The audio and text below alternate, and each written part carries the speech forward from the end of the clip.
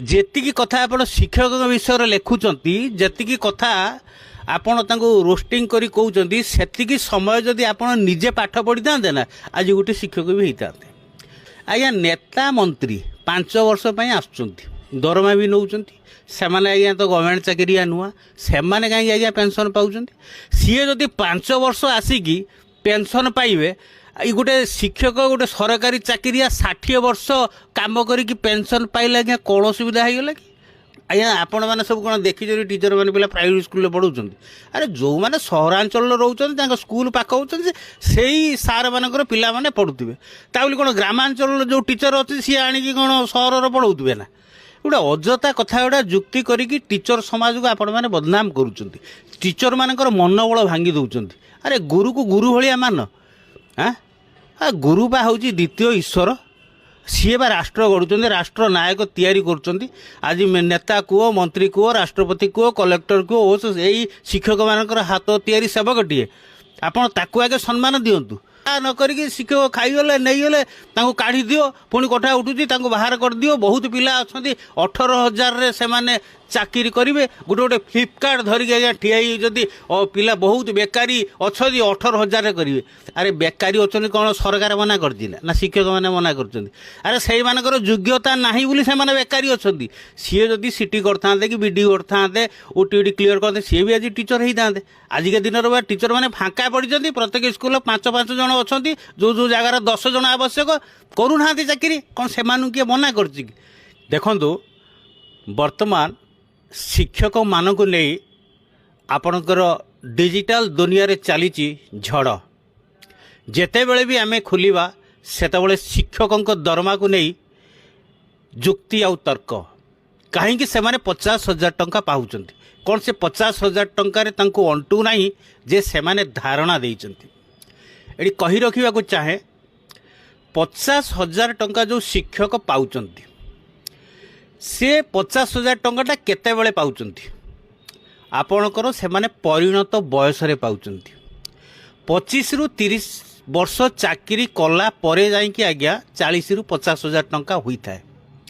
ତେଣୁ ଯେଉଁ ଭାଇମାନେ ଫେସବୁକ୍ ହେଉ କି ଆପଣଙ୍କର ରୋଷ୍ଟର ମାନେ ଲାଇଫ୍ରୁ ଆସି କହୁଛନ୍ତି, ପ୍ରଥମେ ସେମାନେ ଜାଣିବା ଦରକାର କେଉଁ ସମୟରେ 50,000 ଟଙ୍କାଟା ହେଇଥାଏ।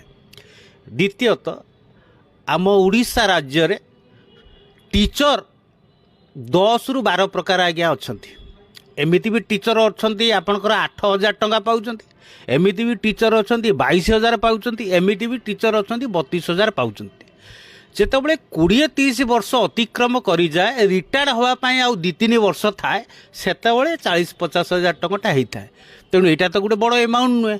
ରିଟାୟାର୍ଡ଼ ଟାଇମ୍ରେ ଯଦି ଜଣେ 40-50,000 ପାଉଛି, ତେଣୁ ଏଇଟା ଗୋଟେ କେତେ ବଡ଼ ଏମାଉଣ୍ଟ ଯେ ସେମାନେ ଧାରଣା ଦେଲେ କିଛି କ୍ଷତି କରିଦେଲେ।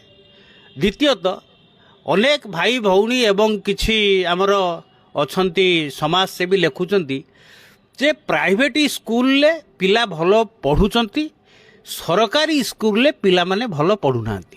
ଆଜ୍ଞା, ଠିକ୍ କଥା, ସରକାରୀ ସ୍କୁଲରେ ପିଲାମାନେ ଭଲ ପଢ଼ୁନାହାନ୍ତି, କିନ୍ତୁ ପ୍ରାଇଭେଟ୍ ସ୍କୁଲରେ ଟିଚରମାନେ ଭଲ ପଢ଼ଉଛନ୍ତି। କାହିଁକି ପଢ଼ଉଛନ୍ତି ତ ସେମାନେ ବୁଝିବା ଦରକାର। ପ୍ରାଇଭେଟ୍ ସ୍କୁଲରେ ଗାର୍ଡ଼ିଆନ୍ ମାନେ ମାସକୁ ପିଲା ପିଛା 3,000 ଟଙ୍କା ଦେଇକି ପାଠ ପଢ଼ାନ୍ତି। ତାଙ୍କ ପାଇଁ 2-3ଟି ଟ୍ୟୁସନ୍ ଆରେଞ୍ଜ କରିଥାନ୍ତି। ସକାଳୁ ହେଲେ ତା ମାଆ ବ୍ୟାଗ୍ ନେଇକି ଗାଡ଼ି ପାଖକୁ ଯାଏ ପିଲାକୁ ଛାଡ଼ିବା ପାଇଁ। ପ୍ଲସ୍ ପ୍ରାଇଭେଟ୍ ସ୍କୁଲରେ ମାସର ଗୋଟେ ଗାର୍ଡ଼ିଆନ୍ ମିଟିଂ ହୁଏ, ଏମାନେ ଯାଇକି ବସନ୍ତି ଏବଂ ତାଙ୍କ ଟିଚରମାନଙ୍କୁ ପରମିସନ୍ ଦିଆଯାଇଥାଏ ପିଲା ଯଦି ବଦମାସି ହେଉଛି, ପାଠ ପଢ଼ୁନି, ତାକୁ ପିଟିବା ପାଇଁ।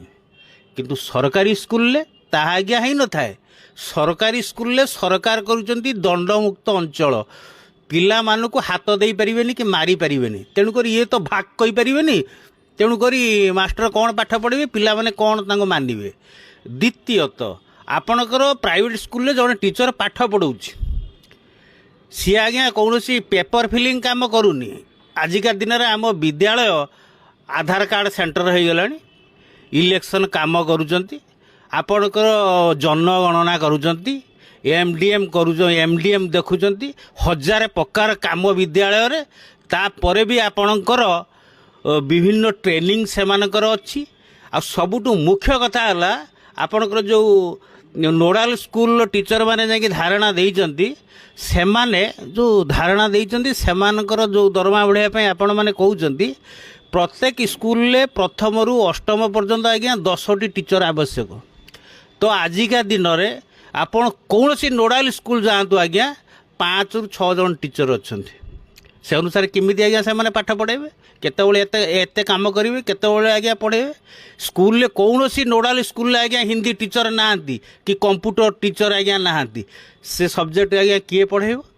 तेणु सबू जिनस को आज्ञा अनुध्यान करिकी शिक्षक मानक आंगुली उठेवा दरकार। तो आपण तो ता करूना ना आपणकर गोटे सोशल मीडिया अच्छी आप जहाँ पारे तार लिखि चली आपणकर जमी गोटे कथार अच्छी अकर्मा निंदंती भूमि मूर्ख निंदंती गुरु। तेणुक आपड़ से जिनस केवल पाई बोली लिखि चलती जी कथा आप शिक्षक विषय लिखुंट जी कथा आपण रोस्टिंग करी कहते से समय जदि आप निजे पाठ पढ़ी था ना आज गोटे शिक्षक भी होता ता करना ना। तेणुक आपण जीवन चलीगला पछ धाड़े बसी बसी पाठ बड़ा बेले से झील को लाइन मारिबा किंबा पुओटे झीटा पुओ को लाइन मारी यही तार आपण बदमाशी यही तार समय कटिची। तेणुक आपण संस्कार तो आपण परिवार ही तो आसी ना ना आपणकर पूर्व जहाँ करुले आपण मैंने ता कर खाली शिक्षक निंदा शिक्षक कहीं केते पाइले आगे ता बैकग्राउंड आज्ञा देखु।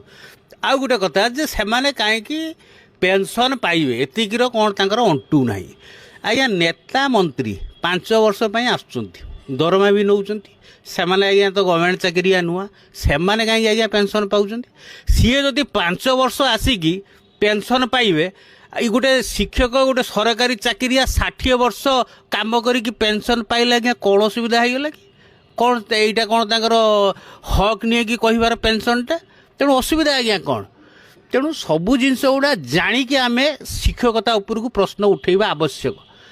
अजतार मिछुटारे खाली ना कौन ना शिक्षक कहीं पाइले आपण मैंने स्कूल जाऊँच केवल पिला कौन पढ़ुची देखुना केवल एमडीएम देखुं अंडा तरकारीटा भल है कि ना बिलाती पड़ी कि ना चाउल केते बस्ता अच्छी काले मास्टर खाईगले कि कौन से जो जी यही सब कथा बुझुना ना जदि पिलार टीचरटे कौन पढ़ाऊँच पिला कौन पढ़ुची से कथा जदि शिक्षक मान सहित आलोचना करते आज ये पिला भल पढ़ते। आउ गोटे कथा सरकारी स्कूल ले पिला माने पढ़ुना किछि रेजल्ट आसुनी एमती हाँ किछि रेजल्ट आसू नाही कौन सहरांचल पिला सब चाकरी कर ग्रामांचल पिला चाकरी करना सहरांचल एमती केते अच्छी कि पुणी चतुर्थ कथा उठाऊँ टीचर मानकर पिला प्राइवेट स्कूल ले पढ़ाऊँ आज्ञा आपण मैंने सब कौन देखी टीचर मैंने पिला प्राइवेट स्कूल पढ़ाऊँ अरे जो मैंने सहरांचल रोचान स्कूल पाख होती से सार मानकर पिला माने पढ़ुवे ताबली कौन ग्रामांचल जो टीचर अच्छी सी आणिकी कौन सहर पढ़ाऊे ना गोटे अजता कथा गुड़ा जुक्ति करी टीचर समाज को आपण मैंने बदनाम करुँच टीचर मानकर मनोबल भांगी दौरान। अरे गुरु को गुरु भाया मान हाँ गुरु बा हूँ द्वितीय ईश्वर सी बा राष्ट्र गढ़ुं राष्ट्र नायक तैयारी कर आज नेता कुह मंत्री कुह राष्ट्रपति कुह कलेक्टर कुह यही शिक्षक मानकर हाथ तैयारी सेवकटीए आपड़ ताकू आगे सम्मान दिंतु आगे से सम्मान दे केवल से दरमा गंडा को आखि अच्छी ना आज्ञा सी एते पाइले कौ समय पाँच आगे देख ता न करिकी शिक्षक खाईगले नहीं गले काढ़ी दियो पुणी कथा उठुची बाहर कर दियो। बहुत पिला अच्छा 18,000 से चाकरी करेंगे गोटे गोटे फ्लिपकार्ट धरिकी आज्ञा ठिया जदि पिला बहुत बेकारी अच्छा 18,000 करेंगे।